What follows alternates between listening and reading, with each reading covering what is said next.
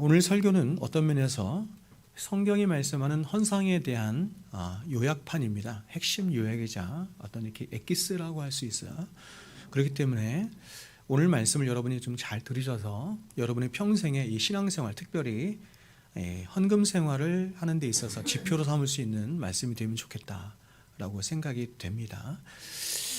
여러분, 헌금에 대해서, 이 헌상에 대해서 설교하는 본문은 굉장히 많습니다. 성경이 굉장히 많은데 그 많은 말씀들을 제가 조금 이렇게 집약을 해서 좀 이렇게 모아온 이렇게 원리로서 하는 말씀이니까 잘 들을 수 있기를 바라요. 자, 여러분, 여기서 헌상이라고 하는 것은 헌금 혹은 연보라고 하는 말로 바꿀 수 있죠. 헌금 혹은 연보라는 말로 바꿀 수 있지만 이것은 좀 축소된 의미죠. 이것은 보다 좀 축소된 의미고 하나님께 헌신하여 높이 올려드린다라고 하는 보다 포괄적이고 근본적인 의미로서 헌상이라고 하는 말을 사용하는 것이 더 옳다, 이렇게 저는 생각합니다. 하지만 하나님 앞에 높이 올려드리는 헌상의 가장 대표적이고 집약적인 표현이 바로 헌금 혹은 연보에 있기 때문에 일반적으로 헌금 혹은 헌상을 헌금 혹은 하나님께 드리는 예물이라고 하는 표현인 연보라고 해도 무리는 없다, 이렇게 말씀을 드릴 수 있습니다. 그리고 이러한 헌금의 가장 대표적인 것이 11조에 있기 때문에 오늘 우리가 다루는 헌상을 헌금의 원리에서 혹은 11조의 원리에서 제가 살펴보려고 합니다. 자, 여러분, 오늘날 사람들은 구원에 대한 오해만큼이나 이 헌금에 대한 오해도 많이 가지고 있습니다. 오늘날 기독교는 총체적으로 좀 많이 망가져 있어요. 많이 망가져 있는데 제가 오랜 시간 동안 성경을 연구하면서 보니 가장 많이 망가져 있는 것 중에 하나가 뭐냐면 구원론입니다. 구원. 성경이 말씀하는 구원론과 오늘날 많은 사람들이 알고 있는 구원론이 좀 많이 다르다, 이렇게 생각을 하고, 또 이제 많이 왜곡되어 있는 것 중에 하나가 성령론이 좀 많이 왜곡되어 있고, 그리고 또 많이 왜곡되어 있는 것 중에 하나가 교회론이 많이 왜곡되어 있습니다. 전반적으로 좀 많이 왜곡되어 있는데 그 중에서 하나가 뭐냐면 바로 이 헌금에 대한 오해가 많이 있다, 이렇게 저는 생각이 듭니다. 그래서 어떤 사람들은 11조에 대한 말씀의 대표격이라 할 수 있는 이 말라기의 말씀, 11조 하면 다 말라기를 떠올리죠. 말라기에 대한 말씀을 잘못 인용하면서 11조나 헌금을 하나님 앞에 무슨 이렇게 베팅하는 것처럼 생각을 해요. 베팅하는 것처럼 생각해요. 그래서 다시 말해서 헌금이나 11조를 하나님으로부터 내가 원하는 또 다른 어떤 많은 복을 얻어내기 위한 수단으로 11조를 사용하는 것입니다. 이런 사람들이 생각보다 굉장히 많아요. 그리고 이와는 반대로 이 11조를 하지 않으면 하나님이 저주하신다든지 혹은 11조 하지 않는 돈을 어떤 식으로든, 예를 들면 이런 것이죠. 하나님이 그 사람에게 병에 들게 하신다든지 아니면 사업에 망하게 하셔서 그런 방법으로 그 사람이 오랫동안 11조 하는 것들을 거둬 가신다, 빼앗아 가신다라고 하는 그런 거짓된 가르침들이 있습니다. 여러분, 저는 이러한 논리는 성경이 말씀하는 논리도 아니지만 그냥 이렇게 상식적으로 인간적으로 생각해도 참 유치한 생각이다, 이런 생각이 들어요. 굉장히 유치하지 않습니까? 어떻게 하나님 말씀이 그런 말씀일 수 있겠어요? 근데 정말 놀랍게도 굉장히 많은 사람들이 이러한 생각을 가지고 이러한 원리 가운데 헌금을 하고 있다라고 하는 것입니다. 그 이유는 뭐냐면 그것은 사람들의 기독교 신앙을 성경에 근거하지 않은 자꾸 이렇게 이방 종교화되는 거죠. 이방 종교처럼 이렇게 신앙이라고 하는 것을 이 헌금뿐만 아니라 다른 모든 진리도 마찬가지로 이렇게 우화화시키는 거예요. 우화화시키고 신비화시키고 기복화시킵니다. 기독교 신앙이라고 하는 것이 오늘날 굉장히 많이 잘못됐는데 그게 어떤 식으로냐면 이방 종교를 따라가는 거예요. 이방 종교를 어떤 식으로 따라가냐면 우화화되고 신비화되고 기복화되는 것입니다. 또 제가 인터넷 같은 데를 보니까 또 다른 아주 극단적인 사람들이 있는데 이런 사람들도 있어요. 11조를 하면 지옥을 간다라고 하는 사람들이 있어요. 이 사람들은 사람들이 잘 알아듣지도 못하는 어떤 원어를 사용하면서 11조를 하면 절대로 안 된다라고 하는 논리를 펴나가는데, 그런데 참 아이러니한 것은 이 사람들이 주장하는 가장 대표적인 본문 또한 어디냐면 말라기예요. 말라기의 말씀. 그러니까 사람들은 11조에 대해서 이야기할 때마다 늘 말라기의 말씀을 가지고 논쟁을 하는데, 어떤 사람들은 똑같은 말라기의 말씀을 가지고 11조를 해야 복받고 11조를 하지 않으면 저주받는다, 이렇게 논리를 펴는 사람이 있고, 어떤 사람들은 똑같은 말라기의 말씀을 가지고 반대로 이렇게 얘기하는 거죠. 11조를 하면 절대로 안 된다, 11조를 하면 지옥 간다, 11조를 하는 교회를 가면 절대로 안 된다, 이렇게 논리를 펴는 사람들이 있는 것이에요. 하나의 말씀인데, 하나의 하나님 말씀인데 이렇게 해석이 굉장히 분분한 것이죠. 그런데 여러분, 중요한 것은 뭐냐면 이 모든 사람들이 딱 이 말라기의 말씀만 가지고 얘기한다는 거예요. 그러니까 성경에는 이 현상에 대해서 말씀하는 본문이 굉장히 많이 있는데, 이것을 통합적으로, 그렇죠? 혹은 성경신학적으로 혹은 조직신학적으로 전체적인 신학적인 바탕 위에서 하나님 말씀을 이 통일성을 가지고 보지 않고 딱 말라기의 말씀만 가지고 따지는 거예요. 말라기의 말씀만 가지고 어떤 사람들이 이 말씀을 이렇게도 보고 저렇게도 봐서 어떤 사람들은 11조를 해야 된다, 어떤 사람은 하지 말아야 된다, 이렇게 말하는 것입니다. 여러분, 지금 이 현상에 대한 말씀뿐만 아니라 모든 말씀의 모든 신앙의 원리가 다 그런데 성경을 이런 식으로 보면 안 되는 거예요. 이런 식으로 보면 안 되는 것입니다. 그렇다면 말이 나온 김에 그렇게 말도 많고 탈이 많은 이 말라기의 말씀을 우리도 잠시 보겠습니다. 잠시 봐서 이 말라기의 말씀이 정말로 11조에 대해서 말씀하는 본문인지를 제가 먼저 여러분에게 말씀을 드리고, 그리고 성경 전체를 통해서 통일성 있게 말씀하는 헌상의 원리가 어떤 것인지를 여러분에게 한번 말씀을 드려보겠습니다. 자, 말라기 3장 제가 한번 읽어드릴게요. 굉장히 유명한 말씀이죠. 3장 8절부터 10절 말씀인데 한번 읽어드리겠습니다. 사람이 어찌 하나님의 것을 도둑질하겠느냐? 사람이 어찌 하나님의 것을 도둑질하겠느냐? 그러나 너희는 나의 것을 도둑질하고도 말하기를 우리가 어떻게 주의 것을 도둑질하였나이까 하는도다. 이는 곧 11조와 봉헌물이라. 너희 곧 온 나라가 나의 것을 도둑질하였으므로 너희가 저주를 받았느니라. 만군의 여호와가 이르노라.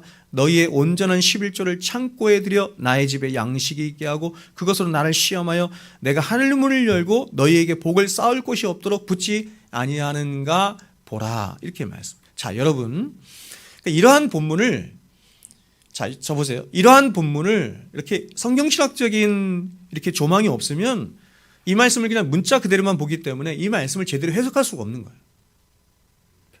이 말씀의 진위를 하나님께서 어떤 측면에서, 그리고 성경 전체적인 통일성 가운데 하나님이 이 말씀을 어떻게 하시는지를 볼 수가 없는 거예요. 자, 여러분, 이 말씀은 오늘날 여러 주석서들에서 해석하듯이 그냥 쓱 지나가서 읽거나 혹은 문자적으로만 해석하면 마치 11조나 헌물을 하지 않은 것이 하나님의 것을 도둑질하는 것처럼 그렇게 보여지죠? 그렇게 보여져요. 대부분의 주석서들이 이렇게 해석을 합니다. 반대로 온전한 11조를 하여 하나님을 시험하면 그 사람에게 하나님이 쌓을 것이 없도록 복을 주신다. 이렇게 또 말씀이 해석이 되죠? 전통적인 해석이에요.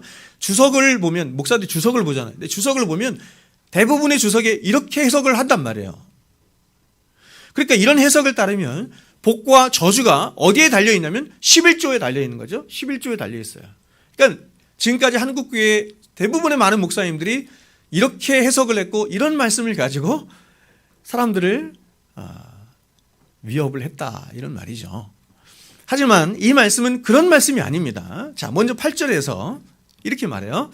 사람이 어찌 하나님의 것을 도적질하겠느냐라고 할 때 하나님의 것을 이라고 번역한 것은 원어에 보면 하나님의 것 이렇게 되어 있지 않고 그냥 엘로힘 이렇게 되어 있어요. 하나님 이렇게 되어 있어요. 하나님을. 그러니까 뭘 도적질한 거예요? 하나님을 도적질한 거죠. 그리고 나의 것을 도적질하고도 했는데 이것도 나의 것이 아니라 여러분 히브리어로 오티, 나를입니다. 그러니까 지금 하나님이 말씀하시기를 이렇게 그런 거예요. 이스라엘이 그들이 행한 어떤 행위를 가지고 행위로 하나님을 도적질하면서도 이렇게 말했다는 거예요. 하나님을 도적질했는데 그들이 행한 어떤 행위를 가지고 하나님을 도적질했어요. 그러면서 말하기를 우리가 언제 하나님을 도적질했습니까? 이렇게 말했다는 거예요. 이게 바른 해석이에요. 그렇다면 하나님이 책망하시는 이스라엘의 어떤 행위, 즉 하나님을 도적질한 이스라엘의 행위는 뭘 말하는 걸까요? 이스라엘 백성들이 어떤 행위를 통해서 하나님을 도적질한 거예요. 그럼 그 하나님을 도적질한 이스라엘의 행위는 뭘까요? 그것을 하나님께서 직접 말씀하시죠. 뭐예요? 11조와 헌물이라. 11조와 헌물이라고 하는 어떤 행위를 이스라엘 백성도 했는데 그것을 보시고 하나님이 너희는 나를 도적질했구나 이렇게 말씀하셨다는 거예요. 여러분 이스라엘 백성들은 한 번도 교회를 떠난 적이 없어요. 역사적으로 한 번도 교회를 떠난 적이 없고 한 번도 11조나 헌물을 드리지 않은 적이 없어요. 항상 꼬박꼬박 11조와 헌물을 드렸는데 하나님은 오히려 그러한 그들의 행위를 보시면서 너희가 나를 도적질했구나. 자 보세요. 정확하게 나의 것을 도적질한 것이 아니라 나를 도적질했구나 이렇게 말씀하십니다. 무서운 말씀이죠. 이 말은 뭐냐면 우리가 하나님 앞에 헌금을 하면서도 헌금이라고 하는 것을 하면서도 하나님을 도적질할 수 있다 이런 뜻이에요. 가장 중요한 하나님을 도적질할 수 있다 이런 얘기예요. 그렇다면 여러분 그 이유가 무엇입니까? 그것은 이스라엘 백성들이 하나님 앞에 드린 11조와 헌물이 바로 이스라엘 백성들이 어떤 목적과 어떤 뜻을 가지고 했냐면 자신의 의를 세우기 위한 목적을 가지고 그렇게 11조를 했다 이런 뜻이에요. 누가 생각나요? 바리새인이 생각나야지. 더 나아가서 유대 전통에 따라서 유대 율법주의를 따라서 이 사람들은 어떻게 생각했냐면 그러한 자신들의 행위로 율법적인 행위로 11조를 하고 헌물을 하는 그런 율법적인 행위로 자신들의 구원을 담보했다 이런 뜻이에요.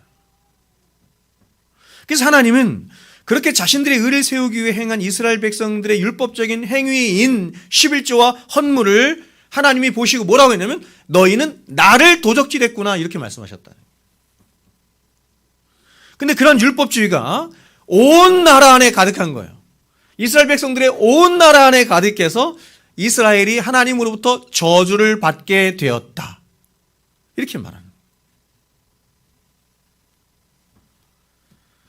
그래서 하나님은 다음에 이렇게 말씀하세요. 10절에 보시면 만군의 여호와가 이르노라 너희의 온전한 11조를 창고에 들여 나의 집에 양식이 있게 하고 그것으로 나를 시험하여 내가 하늘문을 열고 너희에게 복을 쌓을 곳이 없도록 붙지 아니하나 보라. 자, 이것도 이제 문자적으로 그냥 슥치랑하면서 해석하면 아주 이상한 해석이 나오는 거예요. 자, 여러분 지금 하나님은 앞에서는 11조와 헌물이 자신을 도적질하는 율법적인 행위다 이렇게 분명히 말씀하셨어요. 그런데 10절로 가면서 하나님은 또 이상하게 말씀하시는데 이렇게 말해요. 너희의 온전한 11조를 드려 나의 온전한 11조를 드려 하나님의 집에 양식이 있게 하라 이렇게 말씀합니다. 자, 그렇다면 여러분 질문은 이것이죠. 8절에서 말씀하는 11조와 10절에서 말씀하는 온전한 11조는 다른 11조입니까? 8절에서 말씀하는 11조는 하나님을 도적질한 11조인데 하나님은 10절에서 다시 온전한 11조를 드려 자신의 창고를 채워라 이렇게 말해요. 그럼 8절의 11조와 10절의 11조는 다른 11조입니까? 다른 11조예요. 그래서 이 둘을 비교하기 위해서 하나님은 뒤에 11조를 애써서 이렇게 말씀한 거죠. 온전한 11조다 이렇게 말하는 거예요. 온전한 11조라는 건 어떤 뜻이냐면 나를 만족시키는 11조다 이런 뜻이에요.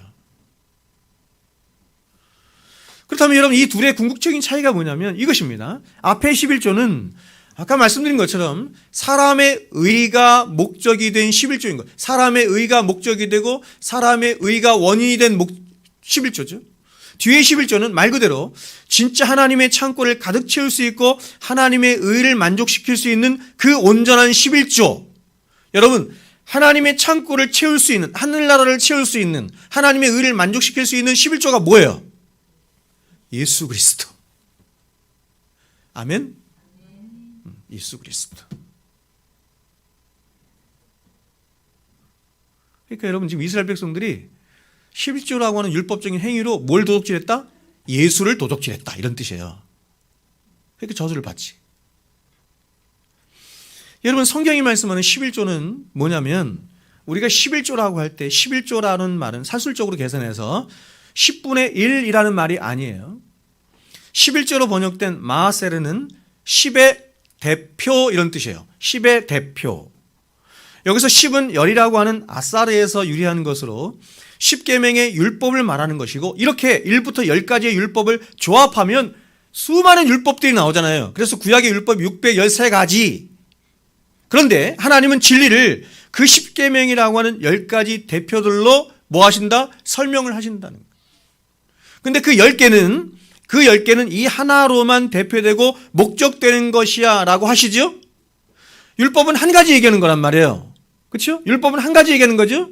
그래서 모든 613가지 율법을 몇 가지로 모았어? 10가지로 모았어요. 다시 10가지를 뭐로 모았어요? 2가지로 모았죠? 하나님 사랑, 이웃 사랑.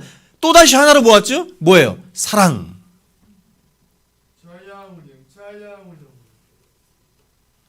그래서 그 10개의 대표로 말씀하시는 게 뭐냐면 11조라는 거예요. 대표성. 그러면 결국 모든 율법의 대표, 다시 말해서 모든 율법의 완성이자 정신이자 본질인 누가복음 11장의 표현대로 하면 그걸 뭐라고 했어요? 의와 사랑. 이게 11조인 것이고 그 모든 의와 사랑을 완성하신 누가? 예수 그리스도가 11조다. 이렇게 말하는 거예요. 여러분, 제가 여러분에게 늘 말씀을 드리지만 구약의 모든 형상, 모형, 그림자, 사람, 사건 모든 것은 다 뭐 얘기한다고? 예수님 얘기한다. 그러므로 결국 11조는 모든 율법의 완성이자 대표성을 말하는, 다시 말해서 예수 그리스도를 예표하는 가장 대표적인 상징이자 표현이 바로 11조인 거예요. 마찬가지로 11조는 우리가 민수기 18장 20절에서 32절까지 볼 수 있는 것처럼 이스라엘 백성들이 자신들의 장자 대신에 드려진 속전이 바로 또한 11조예요. 이스라엘 백성들이 장자 대신, 장자를 하나님께 드려야 되는데 장자를 드리지 않고 뭘 드렸어요? 속전이라고 하는 걸 드렸는데 그걸 11조라고 해. 이스라엘의 모든 장자들은 하나님의 거예요. 하나님의 것. 하나님께 드려야 돼. 근데 이들을 대신해서 누가 드려졌냐면 대신 레위인들이 드렸어. 레위인들이 드린 것이고 이스라엘은 그 장자들을 대신하는 뭐를 드렸어요? 속전을 드렸어요. 그래서 그 속전으로 레위인들이 생활을 하죠. 그러면 여러분 그 속전, 다시 말해서 11조가 뭘 말하는 것입니까? 바로 우리를 대신해서 속량이 되시고 속전이 되신 예수 그리스도를 말하는 거예요. 아멘이시죠?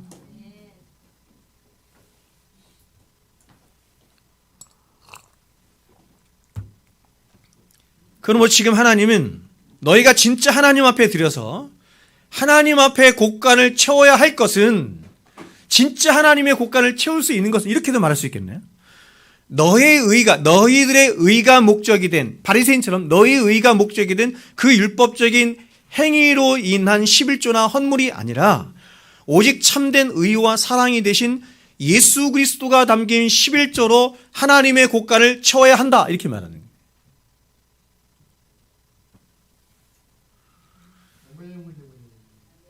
예배를 어떻게 드리죠?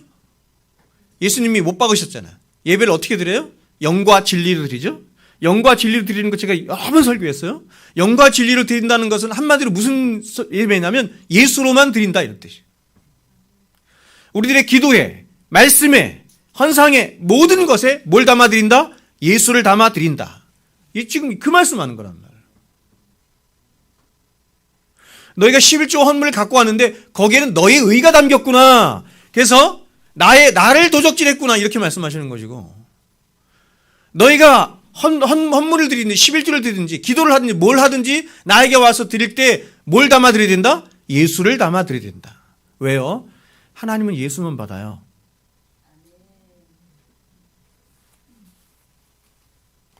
그럴 때 하나님이 어떻게 하신다? 하늘 문을 열고 싸울 곳이 없도록 복을 주신다.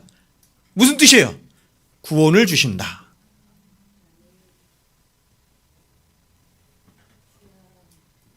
아멘이시죠? 그렇다면 여기서 제가 여러분에게 질문하고 싶은 게 이거야. 뭐냐면 지금 이 말씀이 어떤 그러니까 여러분 지금 이 말씀은 11조에 대한 말씀이 아니에요. 11조에 대한 말씀이 아닌 거예요.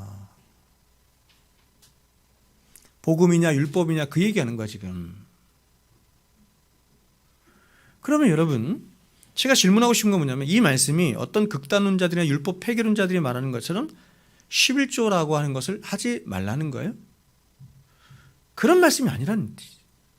지금 하나님이 말라기의 말씀을 통해 하시고 싶어 하시는 진짜 진리의 말씀은 바로 하나님이 제정하신 11조를 통해서 그 11조가 진짜로 말하고 싶어하는, 가리키고 싶어하는 예수 그리스도를 알아야 하는 것이지, 예수 그리스도를 목적해야 하는 것이지, 11조를 가지고 너의 의를 세우는 목적을 가져서는 안 된다, 이렇게 말하는 거예요.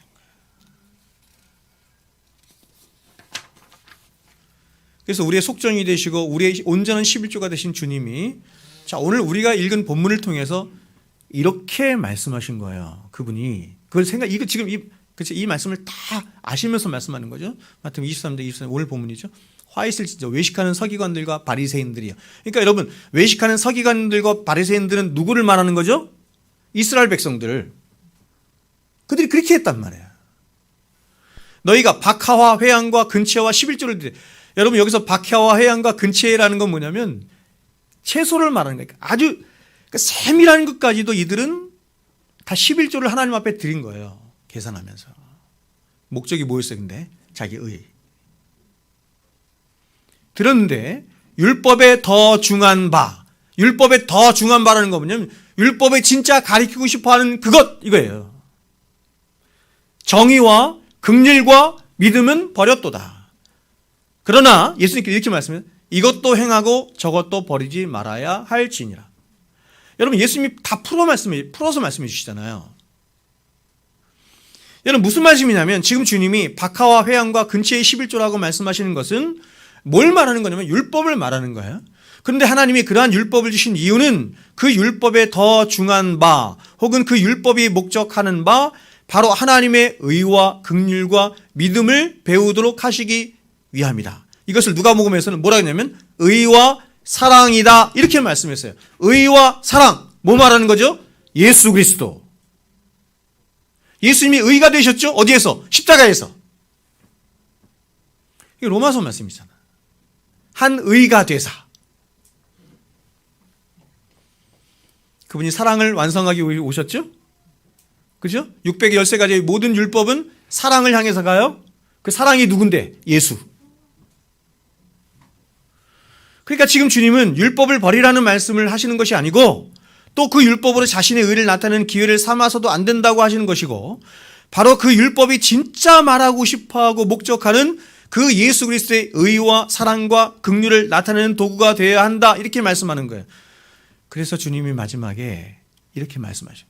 이것도 행하고 저것도 버려서는 안 된다.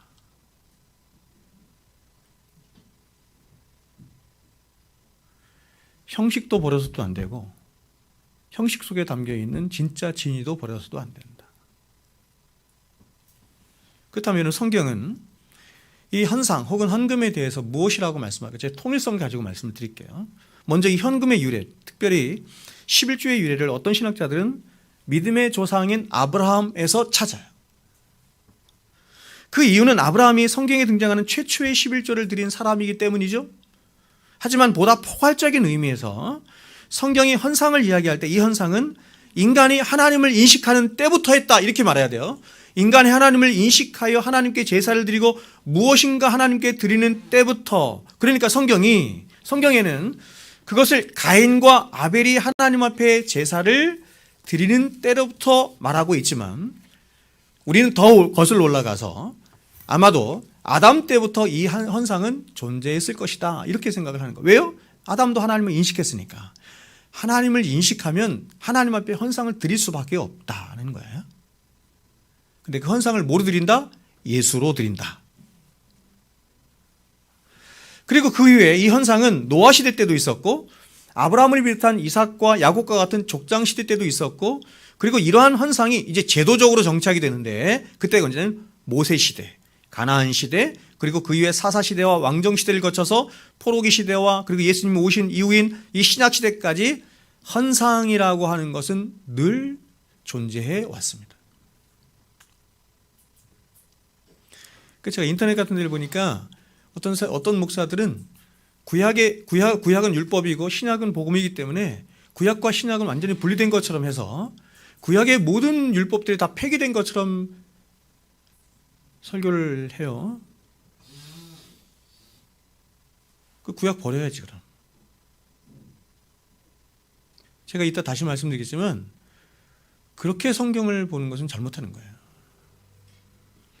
그리고 이 현상은 그러한 이스라엘 백성들의 모든 역사 안에 있어진 바로 그들이 드린 제사나 예배와 가장 밀접하게 연관되어 있고 그들이 지킨 각종 절기들 그리고 신적 공동체인 이스라엘 민족이라고 하는 개념, 다시 말해서 이것을 오늘날로 말하면 뭐죠? 교회나 하나님 나라라는 개념과 이 11조라고 하는 것이 깊은 연관이 있어요. 다 연관되어 있는 거예요.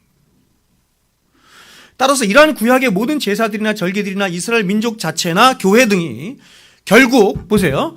예수 그리스도를 예표하고 상징하는 것이므로 궁극적으로 헌금 혹은 헌상 자체는 예수 그리스도를 예표하고 상징하는 것이다. 이렇게 말씀을 드릴 수 있는 거죠. 즉 헌상 자체가 예수 그리스도를 모형하는 가장 중요한 모형이자 예표인 것입니다. 따라서 우리 신앙 고백의 가장 중요하고도 구체적이고 본질적인 표현 또한 바로 어디에 있다? 예수 그리스도를 예표하는 헌상에 있다. 이렇게 말할 수 있는 거예요. 다른 것도 마찬가지지만 헌상이라고 하는 것은 우리의 신앙 고백적 표현이다. 이렇게 말할 수 있는 거예요.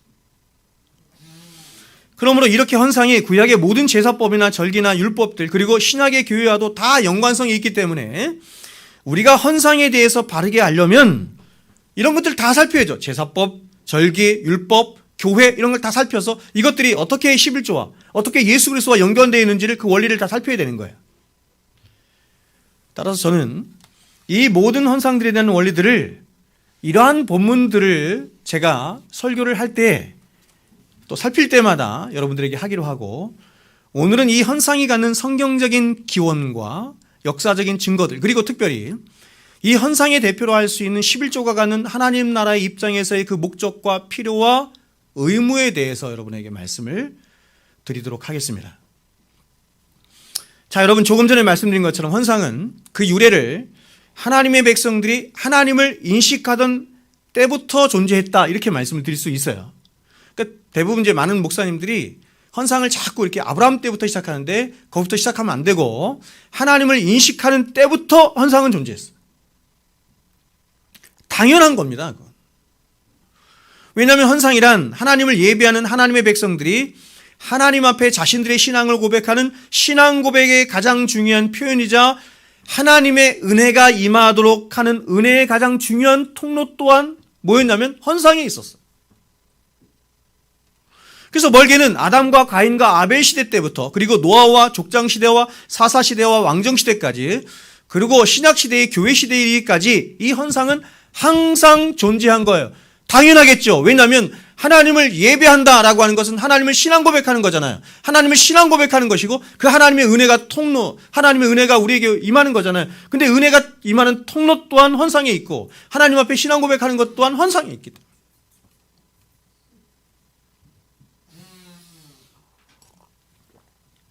이 11조라는 말이 처음 등장하는 것은 창세기 14장입니다. 창세기 14장인데 바로 아브라함이 북쪽에 있는 동방의 네 왕들을 격파를 하고 돌아오는 도중에 누구를 만나죠? 성경은 애써 이렇게 말하는 거예요. 의의 왕, 그렇죠? 살렘 왕, 그렇죠? 의의 왕이에요. 의의 왕 살렘 왕에게 자신의 소득의 10분의 1을 드린 것이 그 시작이에요. 여러분 이 본문에 대해서 제가 나중에 자세히 살펴볼 기회가 있겠지만 11조의 기원이라 할 수 있는 이 본문에서 아브라함이 예수 그리스도를 상징하는 살레망 멜기세덱이죠. 여러분 멜기세덱, 살레망 멜기세덱이 예수 그리스도를 상징하는 건 다 아시죠? 그는 족보도 없고 아무것도 없어요. 예수님을 닮았어. 이름도 의의 왕이야. 그 11조는 이런 거예요. 아브라함이 살렘왕에게 예수를 상징하는 살렘왕에게 11조를 드렸다 이런 표현은 뭐냐면 11조가 대표성이라고 그랬잖아. 신앙고백 표현을 자신의 모든 생명과 삶의 주인이 오직 하나님께만 있습니다 라고 고백하는 신앙고백적 표현이었을 뿐만 아니라 더 궁극적으로는 바로 의의 왕이요 평강이 되신 예수 그리스도의 그 구속의 은혜와 그 구속과 은혜에 대한 신앙고백적 표현이 바로 이 11조였던 거예요. 이러한 11조가 하나님의 명령으로서 이제 족장시대 대대로 지켜왔다는 것을 우리는 야곱이 서원한 11조를 통해서 알게 됩니다. 자, 야곱을 생각해 볼까요? 야곱은 형 에서를 속이고 하란으로 도망가던 중에 베델에서 하나님을 배웠습니다. 그렇죠? 베델에서 하나님을 배워요. 그렇자 그가 하나님을 향해서 이렇게 고백을 합니다. 창세기 28장에 내가 기둥으로 세운 이 돌이 하나님의 집이 될 것이요 하나님께서 내게 주신 모든 것에서 10분의 1을 내가 반드시 하나님께 드리겠나이다 하였더라. 근데 하나님은 이러한 11조를 이제 모세 시대로 오면서 하나님 나라로 이제 이게 확장이 되는 거예요. 그러니까 교회와 하나님 나라는 같은 개념이죠.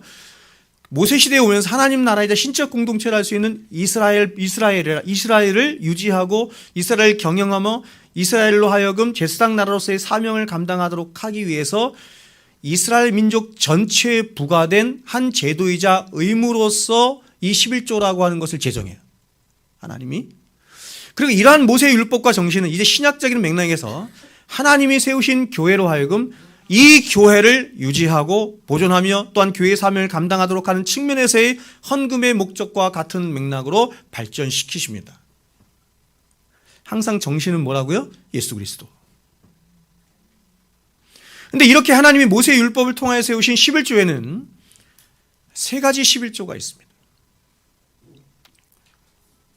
우리는 보통 11조 하면 소득의 10분의 1을 생각하기 쉬운데 조금 전에도 말씀드린 것처럼 11조라고 하는 말이 10개 중에 하나라는 말도 아닐 뿐만 아니라 모세의 율법은 10분의 1이 아닌 훨씬 더 많은 양을 하나님 앞에 드리도록 그렇게 율법이 말씀하고 있어요.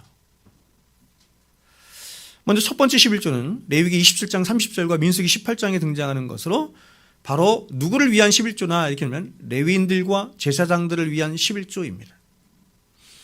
이 11조를 뭐라고 불렀냐면 여호와의 11조 이렇게 불렀어요. 그러니까 우리는 11조 그러면 그냥 하나만 생각하기 쉬운데 모세의 율법에 나타난 11조는 세 가지 11조를 말하고 있다는 것입니다. 레위기 27장 30절에 이렇게 말합니다. 그 땅의 10분의 1 곧 그 땅의 곡식이나 나무의 열매는 그 10분의 1은 여호와의 것이니 여호와의 성물이라. 그리고 이러한 여호와의 11조의 목적을 민수기 18장 이렇게 말해요. 여호와께서 또 아론에게 이르시되 너는 이스라엘 자손의 땅에 기업도 없겠고 그들 중에 아무 분깃도 없을 것이나 내가 이스라엘 자손 중에 내 분깃이요. 그러니까 여러분 지금 이런 말씀을 따라서 오늘날 이렇게 목회자가 레위인의 어떤 그 제사장의 이런 직분을 그냥 받는다 이렇게 생각하면 목사가 이중직을 갖는 게 맞는 거예요? 안 맞는 거예요? 안 맞는다는 뜻이에요. 하나님이 그에게 그러한 직업을 허락하신 적이 없다. 분깃을 주신 적이 없다. 이렇게 말하는 거예요. 사실은. 누가 기업이에요? 내가 네 기업이니라. 내가 이스라엘의 11조를 레위 자손에게 기업으로 다 주어서 그들이 하는 일, 곧 회막에서 하는 일을 감나니. 그러나 레위인은 회막에서 봉사하며 자기들의 죄를 담당할 것이요 이스라엘 자손 중에는 기업이 없을 것이니 이는 너희 대대의 영원한 율례라. 이스라엘 자손이 여호와께 거제로 드리는 11조를 레위인에게 기업으로 주었으므로 내가 그들에 대하여 말하기를 이스라엘 자손 중에 기업이 없을 것이라 하였노라. 여러분 구약시대 이스라엘 백성들은 성전 중심의 삶을 살았습니다. 굉장히 중요한 거죠. 성전 중심의 삶을 사는 게 굉장히 중요합니다. 이 말은 이스라엘 백성들의 모든 삶의 중심에 뭐가 있었다? 성전이 있었다. 프로서 얘기하면 이런 얘기예요. 예수가 있었다 이런 뜻이야. 성전이 예수니까. 성전이 있었고 이 성전을 중심으로 그들의 운명이 결정이 되었어요. 다시 말해서 하나님은 오직 이 성전이라고 하는 것을 통해서만 성전에 임재하셨고 성전을 통해서만 이스라엘 백성들을 만나주셨고 그들을 다스려 주셨고 그들을 구원하셨고 복을 주셨어요. 자, 우리가 성막 보죠 지금. 성막하고 성전 같은 거니까.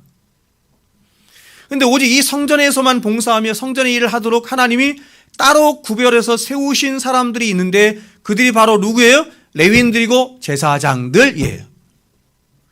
따라서 하나님은 이 레위인들과 제사장들에게 다른 이스라엘 백성들처럼 따로 분깃이라고 하는 것을 주시지 않고 이스라엘 백성들로부터 거둔 11조를 통해서 그들을 먹이시고 입히시고 살게 하신 것입니다. 그러므로 결국 이스라엘 민족 전체가 얼마나 견실하게 잘 유지되고 발전되며 그 사명을 감당할 수 있는가 하는 그 바로미터가 어디에 있냐면 바로 레위인들과 제사장들이 얼마나 견실하게 서 있는가 하는 것과 가장 직접적으로 연결되어 있는 거예요. 아멘이시죠?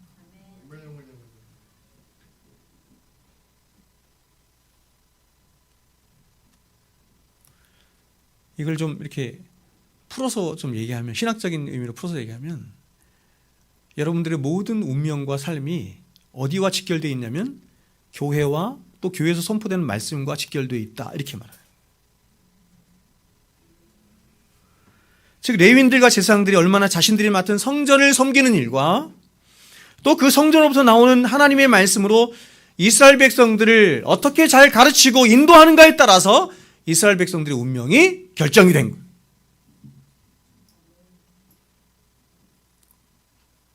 교회 지도자가 얼마나 중요한지 모르겠습니다. 그래서 모세율법은 계속해서 이 레위인들과 제사장들을 존중하고 잘 섬기라고 명령한 것이고, 신학에 와서도 이와 같은 일을 감당하는 주의 종들을, 자, 디모데전서 이렇게 얘기하죠. 배나 존경할 자로 알되, 이렇게 말해요. 배나 존경할 자로 알되 하며 최선을 다해서 그가 하는 일에, 목회일이죠. 하는 일에 협조하고 존경하며 섬길 것을 말하는 거예요. 목사가 허튼 짓을 하거나 뭐 정치를 하거나 다른 짓을 하면 그럴 필요 없죠. 그러나 목사가 오직 여러분의 영적인 건강을 위해서 말씀을 연구하고 여러분을 위해서 최선을 다해서 목용을 할 때 여러분들은 그 목사의 일에 최선을 다해서 협조를 해야 한다는 것입니다. 특별히 11조가 아까도 말씀드린 바와 같이 이스라엘의 모든 장자들을 대신하는 속전의 역할을 하는 것이었고, 또 레위인들이 그러한 모든 장자들을 대신하는 자들이었기 때문에 이렇게 이스라엘 백성들은 마치 자신의 속전을 지불하듯이 레위인들에게 최선을 다해서 11조로 협조를 해야 한다는 것입니다. 우리는 이러한 레위인들과 제사장들이 타락하여 결국 이스라엘 민족 전체가 타락하고 이스라엘 민족 전체가 고통을 겪게 되는 장면을 성경에서 굉장히 많이 보는데, 가장 대표적인 때가 언제냐면 사사시대예요. 이 사사시대의 폐악상을 사사기는 한마디로 이렇게 말씀했습니다. 보세요. 사사기 21장 25절에 그때 이스라엘 왕이 없으므로 사람이 각기 자기 소견에 옳은 대로 행하였더라. 여러분, 교회는 각기 소견에 옳은 대로 행하는 곳이에요? 아니면 하나님의 말씀을 따라 행하는 곳이에요? 하나님 말씀을 따라. 여러분, 여기서 왕이 없다는 말은 이스라엘 백성이 더 이상 그들의 왕 되신 하나님의 통치를 받지 않겠다는 것입니다. 받지 않았다는 거예요. 그렇다면 그 이유가 뭐냐? 이유가 뭐냐면 그것은 그렇게 하나님이 이스라엘 백성들을 통치하도록 말씀으로 가르치고 인도해야 할 제사장과 선지자들이 그 사명을 감당하지 않고 어떻게 했어요? 타락했기 때문에. 그래서 그렇게 제사장과 선지자들이 사명을 감당하지 않으므로 성전의 기능도 상실되고 교회의 기능도 상실되고 말씀도 희미해진 거예요. 정확한 말씀이 선포되지 않아요. 그래서 백성들은 갈 바를 알지 못해 자기 소견에 옳은 대로 신앙생활하고 자기 소견에 옳은 대로 살게 된 거예요.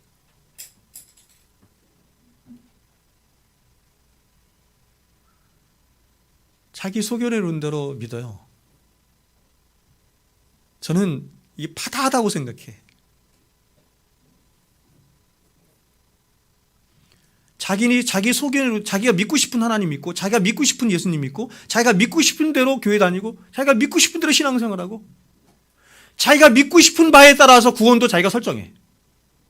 오늘날 교회가 그래요.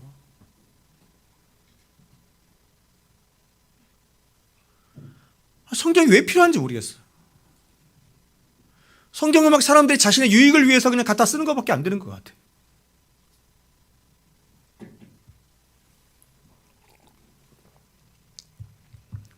그런데 여러분, 이렇게 레위인과 제사장들이 타락하게 된 가장 중요한 원인이 어디 있었냐면 이스라엘 백성들이 사사시대에 11조를 내지 않았기 때문이에요. 우리가 여러분 사사기에서 보는 것처럼 레위인들이 먹고 살기 위해서 성전을 버려요. 레위인들이 이제 11조를 하지 않으므로 먹고 살기 위해서 성전을 버리고 유리방황해. 왜 유리방황할까? 여러분, 왜 유리방황해요? 아까 제가 말씀했죠? 왜 유리방황해? 하나님이 분깃 안 줬다니까 그들에게. 결국 나중에는 뭐냐면 레위인들이 첩을 두어서 살아요. 첩을 두어서 살기도 하고 우상을 섬기기도 하고, 그리고 미가라고 하는 어떤 사람은 레위인을 사설 제사장으로 고용하는 일까지 하는 거예요. 처참한 거지. 자기 소견에 오른 대로 완전히 다 망가진 거예요. 그래서 우리가 신약으로 가면 사도 바울은 고린도서 9장에서 이렇게 주의 일을 위하여 부름받은 주의 종들이 하나님과 교회 앞에서 정당하게 먹고 살 권리가 있다라고 하는 것을 5가지 근거를 통해 말하는데 그 중에 하나가 바로 이거예요. 이 레위인들에 대한 근거예요. 제가 읽어드릴게요. 고린도서 13절 14절 말씀.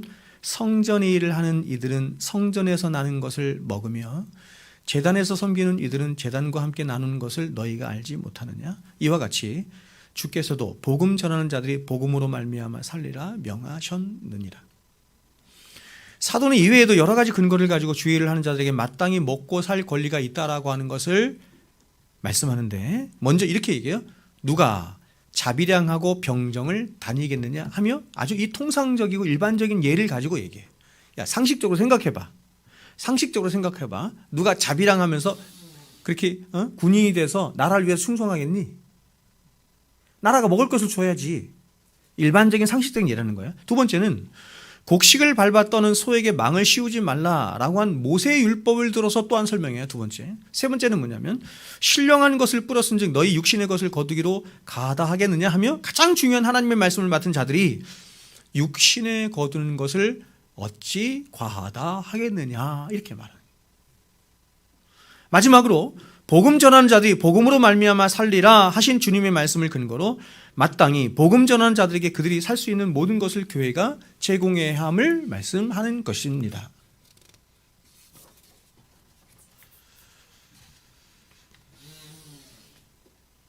저는 이렇게 생각해요.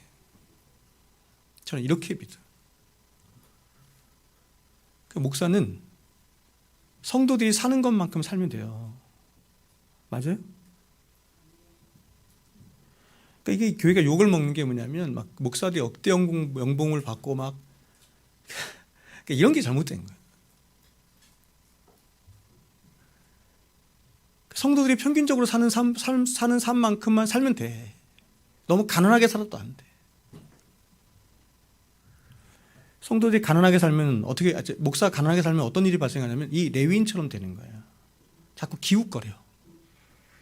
신방을 가서도 뭐 주지 않나 기웃거려.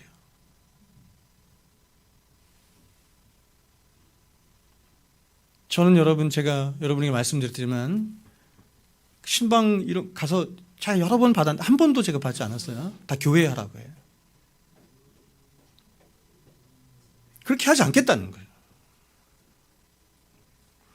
목사는 말씀과 기도하는 일에 전무해야 된다라고 하는 것이 교회의 원리예요.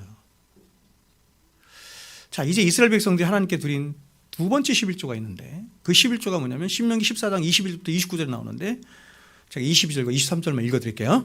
너는 마땅히 매년 토지소산의 11조를 드릴 것이며 네 하나님 여호와 곧 여호와께서 그의 이름을 두시려고 택하신 곳에서 네 곡식과 포도주와 기름의 11조를 먹으며 또 내 소와 양의 처음 난 것을 먹고 네 하나님 여호와의 경외하기를 항상 배울 것이에요.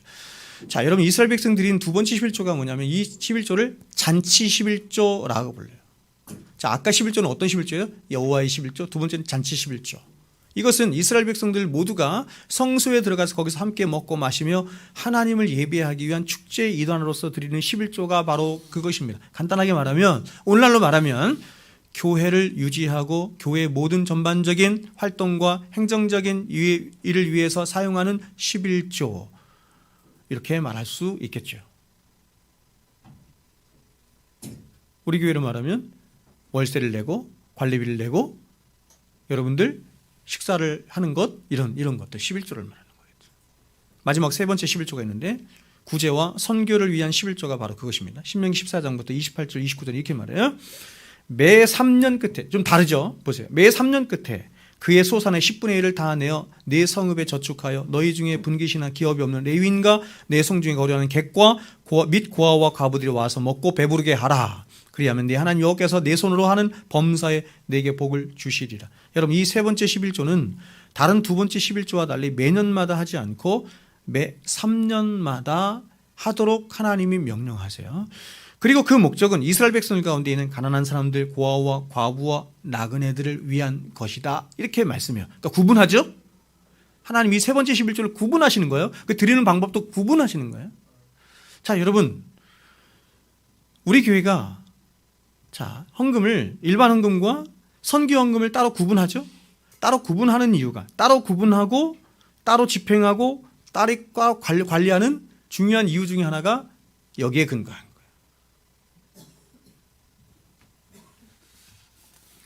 그러므로 위에 세 가지 11조를 정리하여 말씀드리면, 이스라엘 백성들은 2년 동안은 수입의 10분의 1을 하나님께 드렸고 3년째에는 수입의 10분의 3을 하나님께 드렸어요. 굉장히 많이 드렸죠? 그리고 이외에도 모든 수산물의 천 열매, 그렇죠? 천 열매를 드리거나 스스로 자원하여 드리는 자원제 혹은 서원제 같은 헌금 등이 또 따로 있었어요. 그러니까 여러분, 이것은 의무제가 아니에요. 그러니까 의무제가 있고 자원제가 있는 거예요. 그럼 결국 이러한 자원제나 서원제 같은 것이 자발적으로 드리는 헌금 외에 이스라엘 백성들이 하나님 앞에 의무적으로 드렸던 세 가지 11조만 가지고 환산하면 이스라엘 백성들은 자신의 수입의 최소 23% 이상을 드렸어요. 그러나 여러분, 이것은 이스라엘이 신정국가로서의 형태를 띈 것이기 때문에, 이걸 감안해야죠. 신정국가로서의 형태를 띈 것이기 때문에 국가에 내는 세금과 연계해서 생각할 소지가 있는 거예요. 즉, 국가에 내는 세금 또한 어떻게 생각한다? 하나님께 드리는 것으로 그렇게 같은 형태로 생각할 수 있는 거죠. 자, 그렇다면 이러한 헌금에 대해서 신약 성경은 무엇이라고 말씀할까? 여러분, 저는 구약이 말씀하는 헌금에 대한 원리나 정신이나 목적이 신약이 말씀하는 헌금의 원리나 정신과 목적과 결코 다르지 않다고 생각해요. 오늘날 어떤 사람들은 구약의 모든 율법은 다 폐하됐기 때문에 마치 구약의 모든 말씀들이 우리에게 어떤 적용도 될 수 없는 것처럼 그렇게 말을 하는데, 그것은 성경을 심각하게 왜곡시키는 거예요. 왜냐하면 구약의 말씀이든 신약의 말씀이든 동일한 하나님의 말씀이고 또한 동일한 목적 가운데 한 성령 안에서 기록된 말씀이죠. 따라서 구약이든 신약이든 말씀의 주가 되신 예수 그리스도와 그분이 이루신 복음이라고 하는 이 통일성, 예수 그리스도의 복음이라고 하는 통일성 안에서 이 구약의 말씀이든 신약의 말씀이든 모든 말씀들이 조명되어지고 발견되어질 때 구약과 신약이 약속과 성취라고 하는 의미에서 또한 연속성과 불연속성이라고 하는 의미에서 언약과 모형론이라고 하는 의미에서 이런 틀 안에서 정확하게 구약과 신약이 하나로 통일성 있게 연결되어 해석이 될 수 있는 거예요.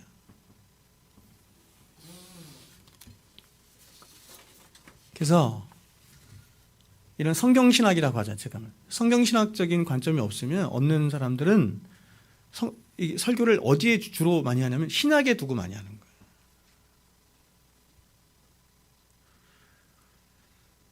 그러나 여러분, 그 개혁주의 목사를 한번 보세요. 설교 본문이 어디가 훨씬 더 많냐면 구약이 훨씬 더 많아요. 구약과 신약은 하나예요. 같은 거예요. 따라서 오늘 우리가 다루고 있는 이 헌금에 대한 원리만 해도 구약이 말씀하는 모든 헌금에 대한 원리들이 예수 그리스도가 오심으로 다 폐하여졌다. 자, 구약의 율법이 폐하였기 때문에 안식일도 폐하여졌다라고 하는 입장을 갖는 게 누구예요? 안식교. 우리는 그렇게 해석하지 않는단 말이에요. 이건 잘못된 거예요. 오히려 구약이 말씀하는 헌금의 원리가 다른 율법도 마찬가지입니다. 그러니까 여러분, 제가 나중에 안식일에 대해서, 주일에 대해서, 우리는 지금 주일이죠? 우린 주일을 지켜요. 안식일. 주일과 안식일의 이 연속선상을 우리가 생각을 해야 되지. 자, 율법이 폐하졌기 때문에 안식일은 폐하여진 거야. 그 정신도 이렇게 해석하면 안 된단 말이지. 성경을 잘못 보는 거예요. 오히려 구약이 말씀하는 헌금의 원리가 신약에 와서, 잘 보세요. 예수 그리스도 안에서 그 의미와 정신과 목적이 더 내면화되고 더 완성되어지고 밝히 드러나게 되었다라고 해야 옳은 거예요. 우리는 이것을 신약이 말씀하는 헌금의 원리들을 통해서 얼마든지 확인할 수 있는데, 가장 먼저는 우리 주님께서 마태복음 23장에서 말씀하신 헌금의 원리들, 아까부터 살펴봤죠? 주님이 구약의 정신을 가지고 그대로 말씀하잖아요.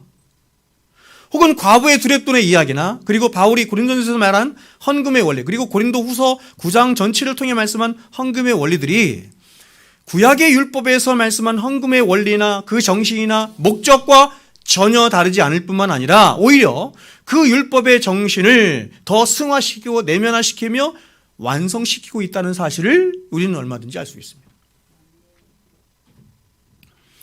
그러므로 우리는 이 헌금에 대한 원리뿐만 아니라 구약이 말씀하는 모든 율법의 말씀들을 가장 먼저는 바리새인처럼 문자 그대로 혹은 율법적으로 이해하거나 적용하지 않도록 조심해야 할 뿐만 아니라 더 나아가서 그 구약의 율법이 목적하는 정신과 목적과 영이 예수 그리스도 안에서 바르게 드러나고 이해되어지고 발견되어지도록 신약의 성취적인 측면과 내면화된 측면에서 바르게 이해되고 적용될 수 있도록 해야 하는 것입니다. 자, 말씀을 맺을 텐데, 자, 결론이 조금 긴데 한번 들어보세요. 저는 이 헌금에 대한 성경적인 원리를 제가 정리를 하면서 여러분께 두 가지 원리를 말씀을 드려요. 항상 이 두 가지 원리를 염두에 두라. 먼저 한 가지는 우리가 모세율법을 통해서 살펴본 것처럼 하나님의 나라 혹은 교회라고 하는 신적 공동체를 이루는 측면에서의 헌금의 원리를 생각하라 하는 것입니다. 동의되죠? 두 번째는 이 헌금 혹은 11조가 목표하고 있는 예수 그리스도 그분 자신의 원리입니다. 다시 말해서 인과 사랑과 의의 원리로서의 헌금의 원리입니다. 저는 이러한 헌금에 담겨져 있는 두 가지 원리를 저와 여러분이 갖는 것이 예수 그리스도를 믿는 저와 여러분의 가장 적극적이고 구체적인 신앙 고백적 표현이다 이렇게 믿어.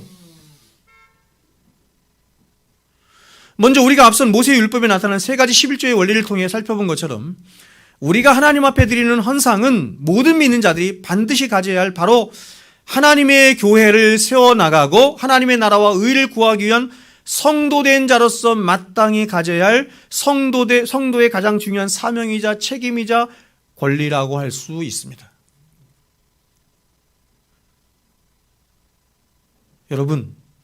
여러분의 인생의 목적이 뭐예요?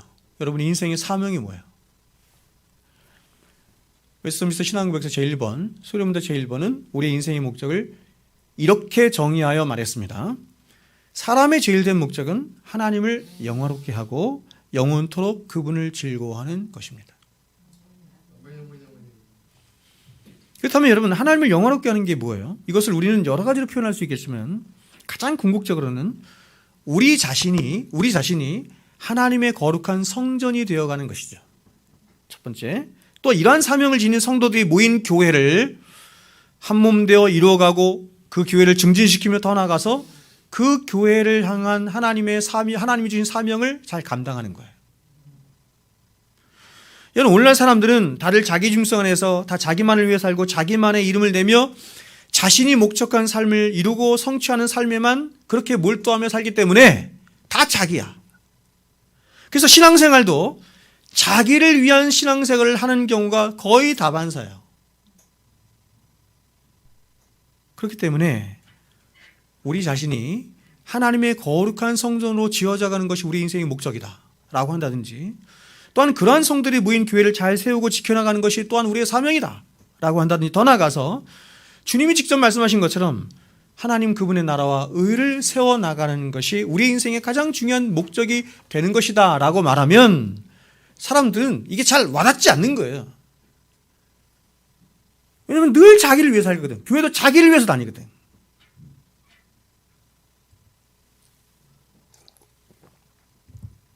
여러분 잘 들으세요. 자기만을 위해서 신앙생활하고 자기를 위해서 교회를 다니는 사람을 그건 하나님 백성이 아니다 라고 말하기엔 조심스럽습니다. 그러나 만일 그 사람이 죽을 때까지 그러한 신앙을 계속 견지한다면 그 사람은 하나님 백성이 아니에요.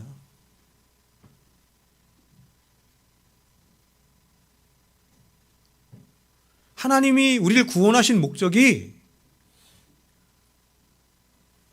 하나님을 영원롭게 하며 영원토록 그분을 즐거워해. 하나님 나라와 의를 세우는 데 목적이 있어요. 그러나 여러분 잘 생각해 보세요. 만일 여러분 이 세상에 교회가 없다면 이 세상은 어떤 세상이 될까요? 여러분 교회가 없는 세상 한번 생각해 봤어요? 교회. 제가 여러분에게 여러 번 말씀드리지만 여러분께 어떻게 교회 하나를, 정말 바르게 말씀이 선포되는 교회 하나를, 진리가 담겨있는 교회 하나를 경찰서 1000개랑 바꿀 수 있겠어요?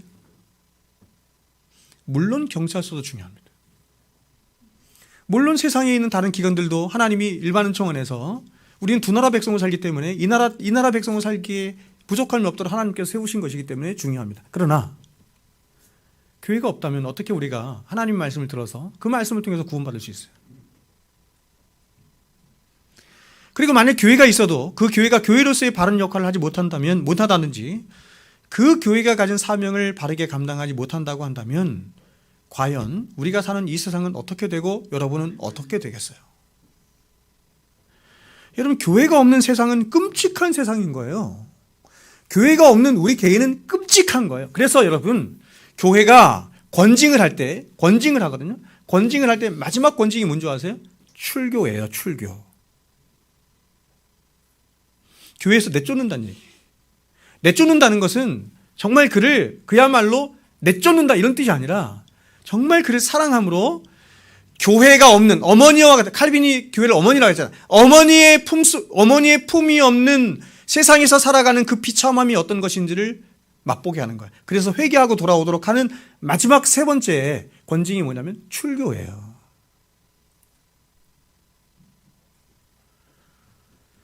그러니까 여러분, 어떤 신자라고 하는 사람이 교회를 다니지 않아. 그리고 교회에서 이렇게 어떤 사랑과 보호와 섬김과 이런 걸 받지 않으면서도 얼마든지 나는 독립적인 존재로 살아가. 근데 나는 신앙인이야. 그런 신앙은 세상에 없다는 거예요. 그런 자신의 핍절함과 곤핍함과 비참함을 세상에 나가서 교회 없이 살면서도 느끼지 못한다고 하는 그 사람은 어떻게 그 사람을 여러분 신앙인이라고 말할 수가 없는 거예요.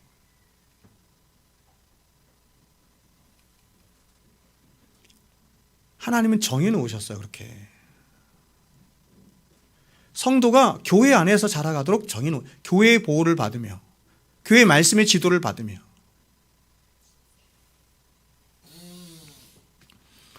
여러분, 하나님은 저와 여러분을 교회로 부르셨습니다. 아멘? 교회로 부르셨고 그 교회 안에서 여러분을 당신의 자녀로 빚어가시기를 원하시고 완성해 가시기를 원하세요. 우리나라에 300만 명이 있기 때문에 가나안 성도가 교회를 다니는 성도 300만 명이 있기 때문에 근데 그들이 예수를 믿는다고 하는 거예요. 나는 예수를 믿는데 교회는 안 다녀. 제가 여러분에게 여러 번 말씀드리지만 그 사람들 중에서 신앙이 제대로 된 사람이 한 사람이라도 있으면 데려가 보세요. 왜냐하면 하나님이 정하셨기 때문이에요. 하나님이 교회를 부르셔서 교회 안에서 선포되는 하나님 말씀을 그 양식을 먹고 마심으로 교회 안에서 성장하고 교회 안에서 그 신앙이 완성되어 가기를 하나님이 정하신 거예요. 근데 교회를 떠났는데 어떻게? 그러니까 이런 자세도 나쁜 거야. 교회를 다니는데도 목사님, 저는 개인 프라이버시가 너무너무 중요합니다. 저희 교회는 신방도 오지 마시고 저 타치도 하지 마세요. 난 예배만 조용히 드리고 갈 거야. 바른 신앙이 절대로 아니에요, 그건. 저에게 그렇게 요구하는 분들이 많았어.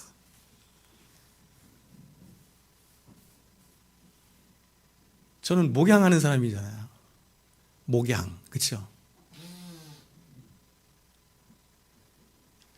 여러분의 집안에 먹는 숟갈 개수가 몇 개인지, 여러분이 어떤 모양의 식기를 가지고 밥을 그거 알고 싶어, 제가.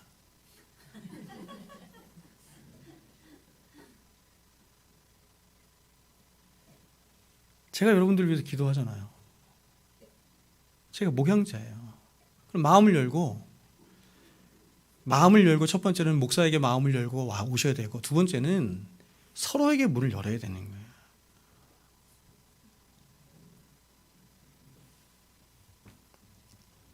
뿐만 아니라 하나님은 여러분이 이 교회를 통해서 저와 여러분에게 맡겨주신 가장 위대한 사명을 이루어가길 원하세요. 그리고 하나님은 모든 좋은 것들을 이 교회를 통해 주시기를 원하십니다. 그러면 사사시대처럼 교회가 망하면 여러분도 망하는 것이고 교회가 사명을 바르게 감당하지 못하면 이 세상에 어떤 소망도 줄 수 없는 거예요. 여러분, 교회의 가장 중대한 사명, 최고의 사명이 뭐냐면 진리의 말씀을 이렇게 넘치도록 흘려보내는 거거든요. 진리의 말씀이 양식이기 때문에. 그러니까 수천 명, 수만 명 모였는데 진리의 말씀이 선포되지 않고 흘려보내지 않아. 굉장한 문제죠. 그러므로 여러분 성도에게 있어서 가장 중요하고도 큰 사명은 바로 교회가 교회되도록 최선을 다해서 성도된 여러분이 협조하고 섬기고 사랑하고 기도하고 함께하고 지지하고 아끼는 거예요. 성경에 가장 많이 나오는 말 중에 하나가 뭔지 아세요? 서로라는 말. 서로라는 말. 몸이라며. 우리가 교회가 몸이라며. 그러므로 이러한 측면에서 헌금은 성도의 가장 중요한 의무이자 책임인 것이며 여러분이 하나님의 영광을 구하고 하나님의 나라를 구하는 가장 주체적인 표현이자 적극적인 신앙고백적 표현인 것입니다. 그래서 여러분, 하나님은 이러한 성도들의 헌상이, 특별히 11조가 하나님의 교회를 세우고 유지시키는 데 얼마나 중요한 것인지 레위기의 말씀을 보면, 만일 누군가가 이 11조를 여러 해 드리지 않았어, 여러 해 드리지 않았다고 한다면 그는 회개하고 그 모든 11조, 자신들이 여러 해 동안 드리지 않은 모든 11조까지 다 소급해서 드리라고까지 말씀해요. 그런 사람 없잖아. 그렇죠? 이게 얼마나 절대적이고 대표적인 것인지 그렇게까지 말씀을 하세요. 그러므로 여러분, 11조와 헌금은 과연 여러분이 무엇을 여러분의 인생에서 가장 우선순위에 두고 있는지, 그리고 여러분이 가장 중요하게 생각하는 것이 무엇인지 가늠해 볼 수 있는 시금석이자 잣대가 되는 것입니다. 이런 면에서 여러분이 헌금을 할 때도 고린도후서 9장에서 말씀하는 것처럼 절대로 헌금을 어떻게 하면 안 돼요? 인색함으로나 억지로 하면 안 돼. 헌금에 예수가 담겨져 있다면, 여러분 예수님을 인색함으로나 억지로 섬기고 사랑해요? 아니잖아요. 주님을 사랑하는 마음으로, 또 즐겁고 감사하는 마음으로 해야 됩니다. 11조라고 하는 것은, 이건 뭐 여러 목사님들이 얘기하는 거지만 저도 동의하는데, 11조라고 하는 것은, 헌금이라고 하는 것은 내가 쓸 거 다 쓰고 생활비 다 제해놓고 나머지 가지고 남는 것으로 하는 게 아니에요.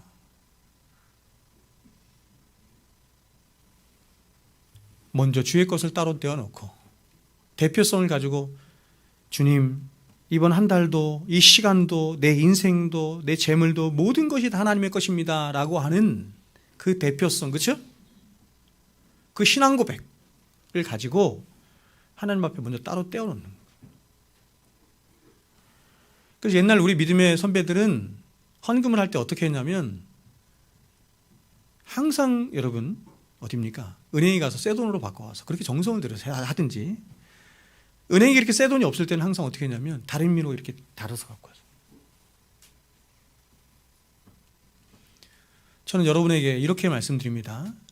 가능하면 헌금을 예배 시간에 하십시오. 오늘 온라인 헌금을 드리기 많이 하던데 저는 별로 옳지 않다고 생각해요. 온라인 헌금 하지 마시고 하나님 앞에 정성을 담아서 헌금함에 나와, 제가 말씀드리죠, 헌금함에 나와서 꼭 기도하고. 어떻게 기도해야 돼요? 하나님, 나는 주의 것입니다. 내 인생도 우리의 자녀도 모든 것이 다 주의 것입니다 라고 고백하고 드려야 되는 거예요. 나를 인도해 주시옵소서. 결론적으로 말씀드리면, 저는 여러분이 11조를 하지 않거나 헌금을 하지 않는 것은 신앙이 아니다 라고 말하는 것은 굉장히 조심스러운 부분이 있다고 말씀드립니다. 하지만 우리 신앙 고백의 가장 기초적이고 적극적인 표현이 되는 헌금 생활을 하지 않는다든지, 혹은 성도의 삶의 가장 궁극적인 목적이 되는 하나님 나라를 이루어가는 일에 여러분이 어떤 책임이나 의무도 하지 않는 사람이라고 한다면, 저는 이렇게 생각해요. 그 사람은 과연 무엇을 위하는 사람이고, 또한 어떤 신앙 고백을 하는 사람이며 누구를 사랑하는 사람인가 하는 의문을 가질 수밖에 없어요. 그리고 이 부분이 너무나 오랜 시간 동안 지속되고 계속해서 그게 삶으로 정착되어 있다고 한다면 그 사람은 아직 그리스도인이 아닐 가능성이 많은 거예요. 여러분, 이것은 제가 헌금의 원리만 얘기하는 것이 아니라 모든 신앙의 원리가 다 마찬가지예요. 하나라도 빠지면 안 돼. 예배 생활, 기도 생활, 말씀 생활, 헌금 생활 다 빠지면 안 돼. 다 균형이 있어야 되고 다 해야 돼. 왜냐하면 하나님이 우리의 신앙의 원리를 주신 것이기 때문에. 그래서 루터가 이렇게 얘기했어요. 여러분의 지갑이 회개하지 않은 채 하는 회개란 참된 회개가 아니다. 이렇게까지 말했어요. 여러분 성경 우리에게 이렇게 말씀합니다. 로마서 8장 32절에 자 보세요. 자기 아들을 아끼지 아니하시고 우리 모든 사람을 위하여 내어주신 이가 어찌 그 아들과 함께 모든 것을 우리에게 주시지 아니하겠느냐. 여러분 여러분을 위하여 자기 아들까지 아낌없이 내어주신 하나님께 과연 여러분은 어떻게 신앙 고백하고 있는지 한번 생각해 보세요. 과연 여러분도 아낌없이 그분을 사랑하며 그분을 위하여 살아가기를 소망하고 있습니까? 그렇다면 물어요. 그 증거가 뭐냐라고 주님께서 물으시는 거예요. 여러 가지가 있을 수 있겠죠? 근데 그 중에 한 가지가 뭐라는 거예요? 헌상에 있다는 것입니다. 여러분 저는 만일 여러분 중에 그리스도를 향한 신앙 고백이 확실치 않은 분이 있다고 한다면 저는 굳이 그분에게 헌금을 강요하고 싶지 않습니다. 그분이 예수를 믿는 신앙 고백이 확실치 않아. 그러면 저는 헌금을 강요하고 싶지도 않고 사실 어떤 면에서 헌금을 하지 말라 이렇게 말씀드리고 싶어요. 왜냐하면 아까 말씀드린 것처럼 바른 신앙의 고백이 없이 하나님께 드리는 헌금은 그 자체로 바리새인처럼 자기 의가 되어 나타날 수 있기 때문이에요. 그래서 많은 사람들이 교회가 이제 분란이 일어나 막 문제가 생겨 막 싸워. 그럼 사람들이 여러분 어떻게 되냐면 바른 말씀을 받지 못하면 바른 말씀을 이렇게 가르침을 받지 못하면 교회 안에 우후죽순 누가 일어나냐면 바리새인들이 일어나는 거예요. 바리새인들이 장로라고 하는 바리새인, 목사라고 하는 바리새인, 집사라고 하는 바리새인들이 일어나서 이때 교회가 어떤 큰 문제가 발생하면 그 바리새적인 사람의 의가 크게 솟아나는 거예요. 그러면서 분쟁이 일어나고 싸우는 거예요. 다들 이렇게 고백해. 내가 이 교회를 위해서 얼마나 헌신했는데, 내가 이 교회를 위해서 얼마나 내가 헌금 갖다 바치고 얼마나 충성했는데 이럴 수가 있어. 다 뭐예요? 바리새의 의죠. 바리새인들이 11조를 그렇게 했다는 거예요. 헌금을 그렇게 했다는 거예요.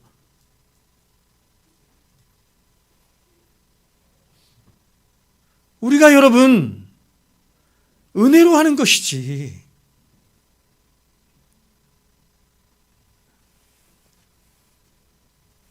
여러분이 뭔가 교회 앞에서나 하나님 앞에서 뭔가 자꾸 주장하려고 하는 것 자체는 여러분의 안에 의가 있다는 얘기예요. 의가. 인간의 의, 바리새인의 의. 우리 안에 채워져야 할 의는 바리새인의 의가 아니라 인간의 의가 아니라 예수 그리스도의 의. 아멘. 은혜로 말미암은 예수 그리스도의 의가 있어야 돼요. 그러나 만일 여러분이 진정으로 예수 그리스도를 믿는 신앙이라고 한다면 여러분은 반드시 헌금을, 특별히 모든 헌금의 대표가 되는 헌금이라 할 수 있는 11조를 절대로 눈속임으로 하려 하지 말고 바르고 정직하게 하셔야 합니다. 성경이 말씀하는 성경의 원리대로 해야지 내가 생각하는 대로 하면 안 돼요. 목사 앞에서 상관없어. 제가 저한테는 상관없어. 여러분 하나님 앞에서 하십시오. 하나님 앞에서. 하나님 앞에서 하시고 하나님 앞에서 하시고 여러분 이렇게 그 말라기에 나오는 것처럼 야 그런 저는 것, 병든 것, 그렇죠? 부패한 것 이런 거 가지고 나한테 와봐야 그걸 누가 받겠느냐?